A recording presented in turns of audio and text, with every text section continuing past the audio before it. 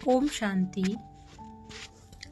मान्यता है कि हमारा जीवन उतार चढ़ाव से भरा हुआ है, इसलिए जब सब कुछ ठीक चल रहा हो तो खुश रहना ठीक है और नेगेटिव परिस्थितियों में दुखी रहना और तनावग्रस्त होना भी ठीक है।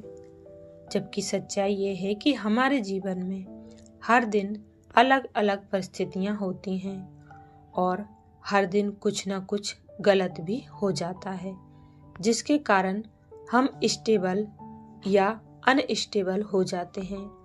हम कभी कभी यह भी सोचते हैं कि हमारे जीवन में सभी परिस्थितियां परमात्मा द्वारा दी गई हैं और वे ही हमें सुख दुख देते हैं।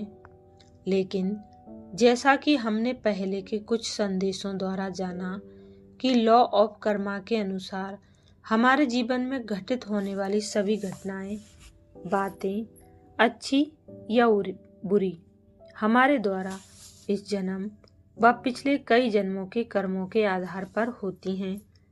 इसमें परमात्मा की कोई भूमिका नहीं है और प्रत्येक व्यक्ति के जीवन में होने वाली परिस्थितियों में उनका कोई हाथ नहीं है। वे तो बुद्धिदाता हैं। वे सिखाते हैं कि कौन से कर्म अच्छे हैं और कौन से बुरे। तो जितना अधिक हम इस ज्ञान को अपने जीवन में अप्लाई करेंगे और सही ढंग से इसका पालन करेंगे, हम आंतरिक रूप से हमेशा खुश रहेंगे। अगर जीवन में कुछ नेगेटिव परिस्थितियां आती भी हैं तो भी हम तनावग्रस्त न होकर खुशी खुशी अपनी इनर पॉजिटिविटी के द्वारा इन परिस्थितियों को भी पॉजिटिव बना देंगे।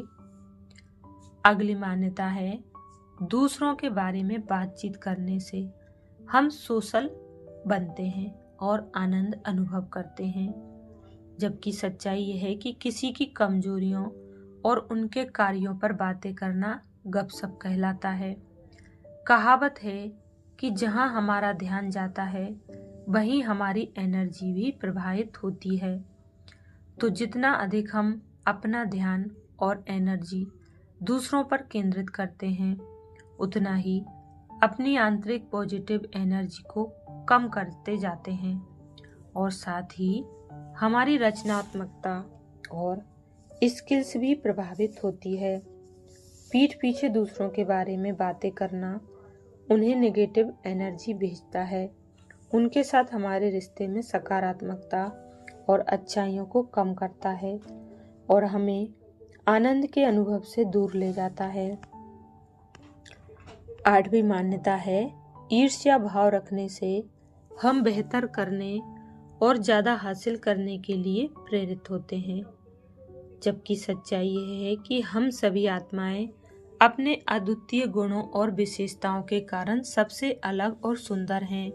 यदि हमें जीवन में आगे बढ़ना है तो हमें अपने गुणों और विशेषताओं को गहराई से पहचानना होगा और फिर जीवन के हर क्षेत्र में उनका उपयोग करके आगे बढ़ना होगा। जितना अधिक हम उनका उपयोग करेंगे उतना ही वे बढ़ते जाएंगे और न केवल हमारे आसपास के सभी लोगों को लाभान्वित करेंगे, बल्कि हमें हर कदम पर सफलता का अनुभव करने में भी मदद करेंगे। लेकिन अगर यदि हम ईर्ष्यालु हैं और दूसरों की विशेषताओं और सफलता पर ध्यान केंद्रित करके उनसे जलते हैं तो हम स्वयं कभी भी आगे नहीं बढ़ पाएंगे और दूसरी ओर आध्यात्मिक स्तर पर हमें आंतरिक खालीपन महसूस होगा। अच्छा, ओम शांति।